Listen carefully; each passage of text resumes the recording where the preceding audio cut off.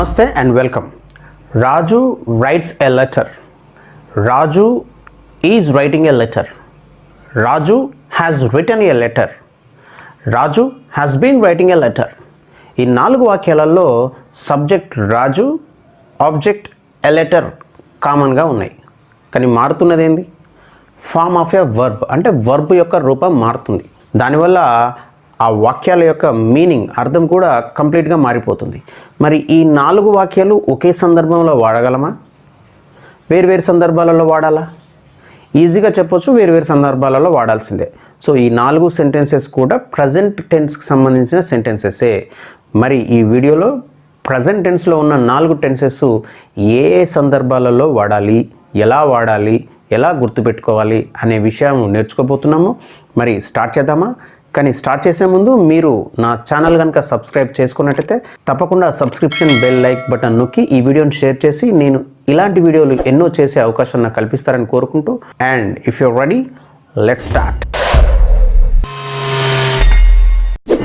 Welcome back. Present టెన్స్ను మనం తెలుగులో వర్తమాన కాలము అని అనడం జరుగుతుందండి.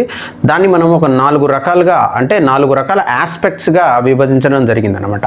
అవే మొదటిది ప్రజెంట్ సింపుల్ టెన్స్, రెండవది ప్రజెంట్ కంటిన్యూస్ టెన్స్, మూడవది ప్రజెంట్ పర్ఫెక్ట్ టెన్స్, నాలుగవది ప్రజెంట్ పర్ఫెక్ట్ కంటిన్యూస్ టెన్స్ అని 4 రకాలుగా విభజించడం జరిగిందనమాట. మరి ఇప్పుడు ఒక్కొక్క టెన్స్ని తీసుకొని అది ఎందుకు వాడతాము, ఎలాంటి సందర్భాలలో మనం వాడొచ్చో చూసి ఎక్కువ నేర్చుకోవడానికి ప్రయత్నం చేద్దాం. మొదటిది సింపుల్ ప్రజెంట్ టెన్స్. దీన్ని మనము ప్రజెంట్ ఇండిఫినిట్ టెన్స్ అని కూడా అంటూ ఉంటాం అనమాట. దీంట్లో స్ట్రక్చర్ ఆఫ్ ఎ సెంటెన్స్, ఒక వాక్య నిర్మాణం ఎలా ఉంటుందండి? Subject plus verb 1.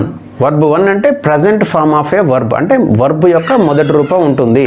అంటే మనం సెంటెన్స్లో చూసినట్టయితే I play, we play, you play, you play, he she it plays, they play.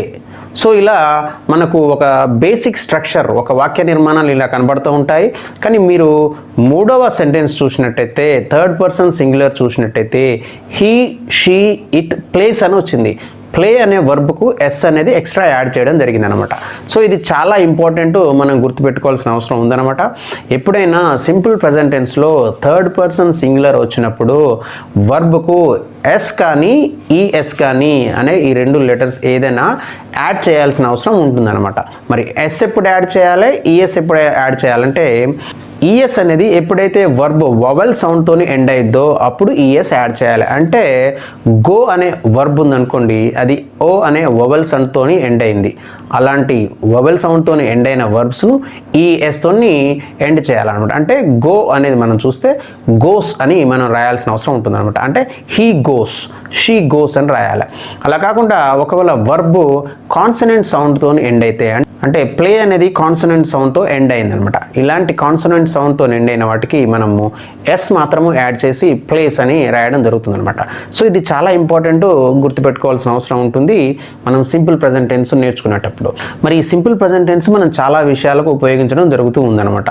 ఇప్పుడు ఎల్లప్పుడూ జరిగే పనులు చెప్పడానికి సింపుల్ ప్రజెంట్ టెన్స్ ఉపయోగించడం జరుగుతుంది. ఉదాహరణకు మనం రెగ్యులర్ యాక్టివిటీస్ చెప్పడానికి వాడతాం, యూనివర్సల్ ట్రూత్స్ నిత్య సత్యాలు చెప్పడానికి వాడతాం, హ్యాబిచువల్ యాక్షన్స్ మన అలవాట్లను చెప్పడానికి వాడుతుంటాం, కొటేషన్స్ చెప్పడానికి వాడుతుంటాము, అనౌన్స్మెంట్స్ చెప్పడానికి మనము ఈ సింపుల్ ప్రజెంట్ టెన్స్ను వాడుతూ ఉంటాం అనమాట. ఇక కొన్ని కీవర్డ్స్, మనం ఈ టెన్స్లో కొన్ని పదాలను ఖచ్చితంగా వాడాల్సిన అవసరం ఉంటుంది.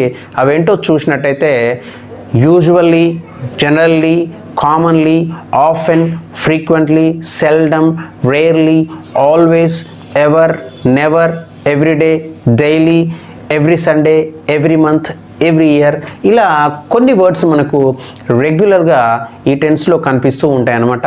దాన్ని బట్టి మనం ఇది సింపుల్ ప్రజెంట్ టెన్స్ అని కనుక్కోవడానికి ఈజీగా ఉంటుంది. మరి కొన్ని ఎగ్జాంపుల్స్ మనం తీసుకున్నట్టయితే, I watch movies regularly. It's regular activity, ప్రతిరోజు చేసేది కాబట్టి నేను మూవీస్ ప్రతిరోజు చూస్తాను అని అంటున్నాను అనమాట. సో ఇది సింపుల్ ప్రజెంట్ టెన్స్లో వాడాల్సిందే. రెండవది, the sun rises in the east. So సూర్యుడు తూర్పున ఉదయిస్తారనేది యూనివర్సల్ ట్రూత్, అది నిత్య సత్యం అనమాట. సో ఇలాంటివి కూడా మనము సింపుల్ ప్రజెంట్ టెన్స్లో వాడాలి. We always eat chicken. So ఇది హ్యాబిచువల్ యాక్షన్, ప్రతిసారి చేసేదే వాళ్ళు. సో ఇలాంటివి కూడా వీ ఆల్వేస్ ఈట్ చికెన్ అంటేనే మీరు ప్రతిసారి చికెన్ తింటాం అనమాట. సో ఇది కూడా హ్యాబిచువల్ యాక్షన్ కాబట్టి వాళ్ళు రెగ్యులర్గా చేసేది కాబట్టి ఇది కూడా మనం సింపుల్ ప్రెజెంట్ టెన్స్లో వాడాల్సిన అవసరం ఉంటుంది. అలానే కాకుండా ఎంప్టీ వెజల్స్ మేక్ నాయిస్, ఏమి లేని కుండలే ఎక్కువ శబ్దాలు చేస్తాయి అన్నట్టు. సో ఇదొక కొటేషన్ అనమాట, ఒక వాక్యం, ఒక సేయింగ్ అనమాట. సో ఇలాంటి వాటిని కూడా మనం సింపుల్ ప్రెజెంట్ టెన్స్లోనే వాడాలి. ఇంకా ఇంకో సెంటెన్స్ చూసినట్టయితే the train leaves at 7 PM. So ఇది మనం 12 గంటలకు మధ్యాహ్నం మాట్లాడుతున్నాం, సాయంత్రం 7 గంటలకు ట్రైన్ పోద్ది అని చెప్తున్నాం అనమాట. మరి అది ఫ్యూచర్ టైం కదా, ఫ్యూచర్ గురించి చెప్తున్నాం కదా. సో అది ఫ్యూచర్ అయినప్పటికీ ఇది ఫిక్స్డ్ టైం టేబుల్ కాబట్టి ఆల్రెడీ అది ఫిక్స్ చేసి ఉంది, కంపల్సరీ 7 గంటలకు వెళ్ళిపోతుంది కాబట్టి సో ఇది ఫ్యూచర్ యాక్టివిటీ అయినప్పటికీ కూడా మనము సింపుల్ ప్రెజెంట్ టెన్స్లోనే చెప్పాల్సిన అవసరం ఉంటుంది. అంతేకాకుండా ఇది ఒక అనౌన్స్మెంట్ కూడా. సో మనం ఈ విధంగా సింపుల్ ప్రెజెంట్ టెన్స్ను మనము ఇప్పుడు ఎల్లప్పుడూ జరిగే విషయాలు చెప్పడానికి వాడుతూ ఉంటాము. అంతేకాకుండా regular activities, universal truths, habitual actions, quotations, అనౌన్స్మెంట్స్లో వాడుతుంటాము. ద స్ట్రక్చర్ వచ్చేసి సబ్జెక్ట్ ప్లస్ వర్బ్ 1 అంటే ఫస్ట్ ఫార్మ్ ఆఫ్ ఏ వర్బ్ను ఉపయోగించడం జరుగుతుంది అనమాట. ఇక రెండవది ప్రజెంట్ కంటిన్యూస్ టెన్స్, దీన్ని మనం ప్రజెంట్ ప్రోగ్రెసివ్ టెన్స్ అని అంటుంటాము. అలాగే కాకుండా ప్రజెంట్ ఇండిఫినిట్ టెన్స్ అని కూడా అంటూ ఉంటాం అనమాట. ఇక స్ట్రక్చర్ ఆఫ్ ఏ సెంటెన్స్, వాక్య నిర్మాణం చూసినట్టయితే ఈ టెన్స్లో మనకు subject plus am, is, are plus verb 1 plus ing ఫామ్గా కనిపిస్తూ ఉంటాయి. మనము am అనేది ఫస్ట్ పర్సన్ సింగులర్ ఐకి ఉపయోగిస్తాము, ఈజ్ అనేది third person singular he, she, ఇట్కి ఉపయోగిస్తాము, మరియు ఆర్ అనేది అన్ని ప్లూరల్ సబ్జెక్ట్స్కు ఉపయోగించడం జరుగుతుంది.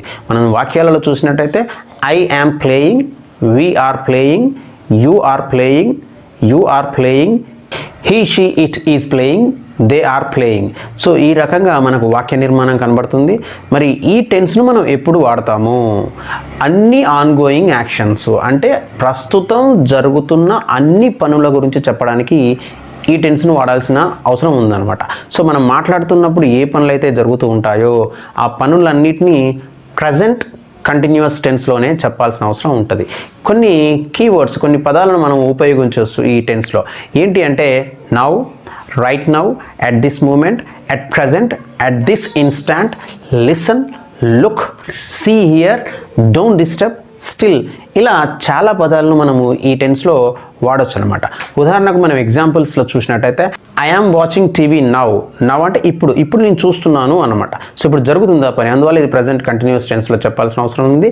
Right now we are listening to the music, so ఇప్పుడు వాళ్ళు వింటున్నారు, రైట్ ఇప్పుడు వాళ్ళు మ్యూజిక్ వింటున్నారు అంటే ఇప్పుడు నడుస్తుంది ఆ పని. సో అందువల్ల ప్రజెంట్ కంటిన్యూస్ టెన్స్లో చెప్పాల్సిందే. లుక్ షీ ఈజ్ డాన్సింగ్, చూడు ఆ అమ్మాయి డ్యాన్స్ చేస్తుంది, అక్కడ అమ్మాయి డ్యాన్స్ చేస్తుంది అంటే ఇప్పుడు నడుస్తుంది అనమాట. So present continuous tense. Don't disturb, he studying, వాడు చదువుకుంటున్నాడు, డిస్టర్బ్ చేయొద్దు అని చెప్తాను అంటే చదువుకుంటున్నాడు, కంటిన్యూ అవుతుంది యాక్టివిటీ, నడుస్తుంది అనమాట. సో అందువల్ల ప్రజెంట్ కంటిన్యూస్ టెన్స్ వాడడం జరిగింది. Listen, the children are shouting, so children are shouting, so వాళ్ళు అరుస్తున్నారు, సో అది నడుస్తూ ఉందన్నమాట. సో ఇలాంటి యాక్టివిటీస్ అన్నిటినీ కూడా మనము ప్రజెంట్ కంటిన్యూస్ టెన్స్లో చెప్పడం జరుగుతుంది అనమాట. సో ప్రజెంట్ కంటిన్యూస్ టెన్స్లో స్ట్రక్చర్ ఆఫ్ ఎ సెంటెన్స్, వాక్య నిర్మాణం చూసినట్టయితే subject plus am, is, are plus verb 1 plus ing ఫామ్గా కనిపిస్తుంది. ఇది మనము అన్నీ జరుగుతున్న పనుల గురించి చెప్పడానికి వాడడం జరుగుతుంది. మూడవది present perfect tense. Present perfect tense structure ఏంటంటే వాక్య నిర్మాణం ఎలా ఉంటుందంటే subject plus have, has plus verb 3 అంటే వర్బ్ 3వ రూపం అంటే past perfect form of a verb మనకి ఇందులో కనిపిస్తుంది. హ్యావ్ వచ్చేసి అన్ని ప్లూరల్ సబ్జెక్ట్స్కు వాడడం జరుగుతుంది ఇంక్లూడింగ్ ఐ. హ్యాజ్ వచ్చేసి థర్డ్ పర్సన్ సింగులర్కి మాత్రమే వాడడం జరుగుతుంది అనమాట. సెంటెన్సెస్లో మనం చూసినట్టయితే I have played, we have played, you have played, you have played, he, she, it has played, they have played. So ఇవి basic structure of a sentence మనం చూసినట్టయితే ఇదేనమాట ప్రజెంట్ పర్ఫెక్ట్ టెన్స్లో. మరి ఈ టెన్స్ ఎప్పుడు వాడతాము అంటే ఇప్పుడే జరిగిన కొన్ని పనులను చెప్పడానికి. మరి ఈ టెన్స్ ఎప్పుడు వాడతామంటే ఇప్పుడే అయిపోయిన పనుల గురించి, మార్నింగ్ నుంచి ఇప్పటివరకు ఏ పనులు అయితే చేసామో అవన్నీ కూడా మనము ప్రజెంట్ పర్ఫెక్ట్ టెన్స్లోనే చెప్పాలి. అంతేకాకుండా గతంలో జరిగిన పని అయినప్పటికీ దాని ప్రభావం ఇప్పుడు కూడా ఉండి ఉంటే, దాని ప్రభావం మన మీద ఇప్పటికి కూడా ఉండి ఉంటే ఇలాంటి సందర్భాలలో, సిచ్యువేషన్స్లో ప్రజెంట్ పర్ఫెక్ట్ టెన్స్ను వాడాల్సిన అవసరం ఉంటుందన్నమాట. కొన్ని కీవర్డ్స్, కొన్ని పదాలను మనం ఈ టెన్స్లో అప్పుడప్పుడు వాడుతూ ఉంటామండి. అవేంటో చూసినట్టయితే just, just now, yet, already, ever, never, so far, till now, up to now, until now, by now, recently, lately ఇలా కొన్ని పదాలను మనము ఈ టెన్స్లో ప్రజెంట్ పర్ఫెక్ట్ టెన్స్లో వాడడం జరుగుతుంది. ఇక మనం కొన్ని సెంటెన్సెస్లో చూసినట్టయితే I have taken tea in the morning అంటే నేను మార్నింగ్ టీ తాగానని నువ్వు ఆఫ్టర్నూన్ చెప్తున్నావు అనమాట. అంటే తాగింది మార్నింగే కదా, అవి 2-3 గంటలైంది కదా తాగి, అందువల్ల ఐ హ్యావ్ టేకెన్ టీ అంటున్నావు అనమాట. ఐ టుక్ టీ అనొద్దు మార్నింగ్ తాగితే, నువ్వు ఆఫ్టర్నూన్ చెప్తే. So I have taken tea అనేది ప్రజెంట్ పర్ఫెక్ట్ టెన్స్లో చెప్పాల్సిన అవసరం ఉంటుంది, ఎందుకంటే అది మార్నింగే అయిపోయింది కాబట్టి, కొంచెం దగ్గర పాస్ట్లో అయిపోయింది కాబట్టి మనము ప్రజెంట్ పర్ఫెక్ట్ టెన్స్లో చెప్పాలి. అదేవిధంగా we have watched a song just now అంటే ఇప్పుడే ఆ పాటను చూసాము, ఆ వీడియోను చూసాము అని చెప్తున్నాం అనమాట. అంటే ఇప్పుడే జరిగిపోయింది ఆ పని, అందువల్ల దీన్ని కూడా ప్రజెంట్ పర్ఫెక్ట్ టెన్స్లో వాడాల్సిన అవసరం ఉంటుంది. అలానే she has already written the examination. So ఆ అమ్మాయి ఎగ్జామ్ రాసింది ఆల్రెడీ, అంటే గంట అవ్వచ్చు 2 గంటలు కావచ్చు, అమ్మాయి ఆల్రెడీ ఎగ్జామ్ రాసింది అని చెప్తున్నాం అనమాట. ఇంకా నెక్స్ట్ సెంటెన్స్ చూసినట్టయితే he hasn't return till now అంటే ఆయన ఇంకా రాలేదు, అంటే ఆ ఎఫెక్ట్ ఇంకా ఉంది, ఎప్పుడో పోయినా అలా ఇంకా రాలేదు, ఆ ఎఫెక్ట్ ఇంకా ఉంది అనమాట. సో ఇలాంటి సందర్భాల్లో కూడా మనం ప్రజెంట్ పర్ఫెక్ట్ టెన్స్ను వాడాల్సిన అవసరం ఉంటుంది. ఇక ఇంకొక ఎగ్జాంపుల్ చూసినట్టయితే they have moved here recently. Recent అంటే ఇంతకు ముందే అనమాట, అంటే 2-3 రోజుల క్రితమే ఇక్కడికి వచ్చిర్రు, వాళ్ళు ఇక్కడ ఉన్నారు, అంటే ఎఫెక్ట్ ఇంకా ఉంది. 2-3 రోజుల క్రితం ఆ పని అయిపోయినప్పటికి కూడా వాళ్ళు ఇక్కడ ఉన్నారు, అంటే ఆ ఎఫెక్ట్ ఇంకా ఉంది. అందువల్ల ఇలాంటి సిచ్యువేషన్స్లో కూడా, సందర్భాలలో కూడా ప్రజెంట్ పర్ఫెక్ట్ టెన్స్ను వాడాల్సిన అవసరం ఎంతైనా ఉందన్నమాట. సో ప్రజెంట్ పర్ఫెక్ట్ టెన్స్ యొక్క స్ట్రక్చర్, వాక్య నిర్మాణం ఎలా ఉంటుందండి?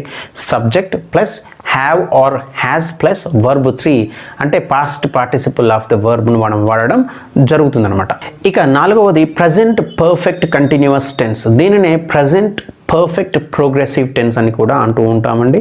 ఇందులో స్ట్రక్చర్ ఆఫ్ ఎ సెంటెన్స్, వాక్య నిర్మాణం చూసినట్టయితే subject plus have or has plus been plus verb 1 plus ఇంఫామ్గా మనకు కనిపిస్తూ ఉందండి. హ్యావ్ అనేది ఆల్ ప్లూరల్ సబ్జెక్ట్స్ వాడుతాము, ఇంక్లూడింగ్ ఐ. హ్యాస్ అనేది థర్డ్ పర్సన్ సింగులర్కి మాత్రమే వాడుతూ ఉంటాము. ఇక మనం వాక్యాలు చూసినట్టయితే I have been playing, we have been playing, you have been playing, you have been playing, he has been playing, she has been playing, they have been playing. So ఇది మనకు బేసిక్ స్ట్రక్చర్గా కనిపిస్తూ ఉంది. మరి ఈ టెన్స్ను మనం ఎప్పుడు వాడతామంటే, ఎప్పుడైనా ఒక పని ఇంతకు ముందే మొదలయ్యి, పాస్ట్లో గతంలో మొదలయ్యి ఇప్పుడు జరుగుతూ ఉండి ఇంకా ఫ్యూచర్లో కూడా జరిగే అవకాశం ఉంటే ఇలాంటి సందర్భాలలో మనము ప్రజెంట్ పర్ఫెక్ట్ కంటిన్యూస్ టెన్స్ను వాడాల్సిన అవసరం ఉంటుందన్నమాట. అంటే ఎప్పుడో మొదలైంది, ఇప్పుడు జరుగుతుంటుంది, ఫ్యూచర్లో కూడా జరిగే అవకాశం ఉంటుంటుంది అనమాట. సో ఇలాంటి సందర్భాలలో మనము ప్రజెంట్ పర్ఫెక్ట్ కంటిన్యూస్ టెన్స్ను వాడాల్సిన అవసరం ఎంతైనా ఉంటుంది. మనకి ఇందులో 2 కీవర్డ్స్ కనిపిస్తుంటాయి. అవి యాక్చువల్గా ప్రపోజిషన్స్ అనమాట. అవే సిన్స్, ఫర్. సిన్స్ అనేది ఎప్పుడు వాడతామంటే పాయింట్ ఆఫ్ టైం చెప్పడానికి వాడతాం అనమాట. అంటే టైమ్ ఆఫ్ యాక్షన్, ఒక పని ఎప్పుడు మొదలైంది అని తెలియజేయడానికి సిన్స్ వాడుతుంటాము.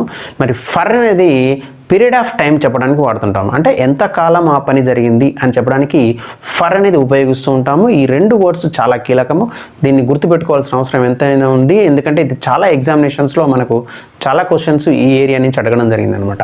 ఇక మనం ఎగ్జాంపుల్స్లో చూసినట్టయితే I have been watching TV since 5 PM. So 5 గంటల నుంచి ఈయన టీవీ చూడడం మొదలుపెట్టిండు, ఇప్పుడు 7 గంటలైంది, అయినా చూస్తున్నాను అనమాట.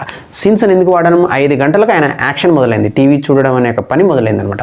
సో పాయింట్ ఆఫ్ టైం అనమాట, అది కరెక్ట్గా ఆ టైంలో యాక్షన్ మొదలైంది కాబట్టి సో సిన్స్ అని వాడడం జరిగింది అనమాట. అప్పటి నుంచి ఇంకా చూస్తూనే ఉండు, ఇంకా గంట సేపు చూడొచ్చు ఎక్స్ట్రా, సో అనే మీనింగ్లో మనం ఆ సెంటెన్స్ ఉంటుంది. ఇక నెక్స్ట్ సెంటెన్స్ చూసినట్టయితే he has been learning English for 6 years. So ఇక్కడ ఆయన 6 సంవత్సరాల నుండి ఇంగ్లీష్ నేర్చుకుంటుండు. ఫర్ అని ఎందుకు వాడాము? 6 years అనేది పాయింట్ ఆఫ్ టైం కాదు, టోటల్ కాలం, ఆ వ్యవధి అనమాట. ఆ వ్యవధి 6 సంవత్సరాలు అని చెప్పడం జరుగుతుంది అనమాట. సో అందువల్ల ఫర్ అనేది పీరియడ్ ఆఫ్ టైం కాబట్టి ఫర్ అనేది వాడడం జరిగింది. సో ఆయన 6 సంవత్సరాల నుంచి ఇంగ్లీష్ నేర్చుకుంటున్నాడు అంటే ఇంకా నేర్చుకుంటూ ఉంటాడు అనమాట. అంటే 6 సంవత్సరాల క్రితం ఆ పని మొదలెట్టిండు, ఇంకా నడుస్తుంది, ఇంకా ఫ్యూచర్లో నడిచే అవకాశం కూడా ఉందన్నమాట. అదేవిధంగా ఇంకా కొన్ని సెంటెన్సులు చూసినట్టయితే we have been waiting for MLA since 10 AM. Action started 10 గంటలకు స్టార్ట్ అయింది, 12 అవుతుంది, 2 గంటల వరకు కూడా పట్టొచ్చు. ఇంకా next sentence it has been raining for 2 hours. 2 గంటల నుంచి పడుతుంది వర్షం, ఇంకా తగ్గలే, ఫ్యూచర్లో కూడా పడే అవకాశం ఉంది. ఇక నెక్స్ట్ సెంటెన్స్ చూసినట్టయితే she has been suffering from fever since Sunday. Sunday నుంచి ఆమెకు జ్వరం వస్తుంది, ఈరోజు మండే. సో ఇంకా తగ్గలేదు అని చెప్తాను అనమాట. So present perfect continuous tense అనేది ఒక వాక్యం గతంలో మొదలై ఇప్పుడు జరుగుతూ ఉండి ఫ్యూచర్లో కూడా జరిగే అవకాశం ఉంటే ఇలాంటి సందర్భాలలో మనం ప్రజెంట్ పర్ఫెక్ట్ కంటిన్యూస్ టెన్స్ వాడడం జరుగుతుంది. దీని స్ట్రక్చర్ ఆఫ్ ఎ సెంటెన్స్ ఏంటంటే ఈ వాక్య నిర్మాణం ఎలా ఉంటుందండి, సబ్జెక్టు ప్లస్ హ్యావ్ కానీ హ్యాస్ కానీ plus been plus verb 1 plus ఇన్ఫామ్గా మనకు కనిపిస్తూ ఉందన్నమాట. సో ఇప్పుడు మీకు కొంచెం అర్థమైందని అనుకుంటున్నాను. అంటే రాజు రైట్స్ అ లెటర్ అన్నాం అనుకోండి, ఆయన రెగ్యులర్గా లెటర్ రాస్తూ ఉంటాడని అర్థం చేసుకోవచ్చు. ఆయన రెగ్యులర్ యాక్టివిటీ, రైటింగ్ లెటర్ అనేది ఆయనకు రెగ్యులర్ యాక్టివిటీ అనేది మనం అర్థం చేసుకోవచ్చు. అలా కాకుండా రాజు ఈజ్ రైటింగ్ ఎ లెటర్ అని అనుకోండి, అంటే ఇప్పుడు ఆయన రాస్తుండు, ప్రజెంట్ ఆయన రాస్తుండు అనమాట, యాక్టివిటీ రన్ అవుతుంది. అలా కాకుండా Raju has return A letter అని అనుకోండి, ఆయన గంట క్రితమే రాశాడు, ఇప్పుడు రాయట్లేడు, హ్యాస్ రిటన్ ఆల్రెడీ అయిపోయింది, ఆ పని అయిపోయి కూర్చుండు. సో అలా కాకుండా Raju has been writing a letter అన్నాను అనుకోండి, ఆయన ఒక గంట నుంచి రాస్తూనే ఉన్నాడు, ఇంకా రాస్తుండు, ఇంకా గంట రాయొచ్చు అనే చిన్న డిఫరెన్షియేషన్ మనకి 4 సెంటెన్సెస్లో కనిపిస్తూ ఉందన్నమాట. సో ఈ 4 కూడా డిఫరెంట్ సందర్భాలు, అందువల్ల డిఫరెంట్ పర్పస్ను సర్వ్ చేస్తూ ఉన్నాయి అన్నమాట. సో అందువల్ల ప్రజెంట్ టెన్స్ అనేది డిఫరెంట్ పర్పస్లో చాలా వ్యాస్ట్గా ఉపయోగిస్తూ ఉంటాము. మనం ప్రజెంట్ టెన్స్లో చక్కగా అర్థం చేసుకున్నట్టయితే మనం ఇంగ్లీష్ భాషను ఎక్కువ మాట్లాడే అవకాశం ఎక్కువగా ఉంటుందన్నమాట. సో ఇక మనం పాస్ట్ టెన్స్, ఫ్యూచర్ టెన్స్ గురించి వచ్చే వీడియోలో నేర్చుకోవడానికి ప్రయత్నం చేద్దాము. మరి ఈ వీడియో కనుక మీకు నచ్చినట్టయితే తప్పకుండా సబ్స్క్రిప్షన్ బెల్ లైక్ బటన్ నొక్కి ఈ వీడియోని షేర్ చేసి నేను ఇలాంటి వీడియోలు చేసే అవకాశం నాకు కల్పిస్తారని కోరుకుంటూ thank you very much for watching the entire video.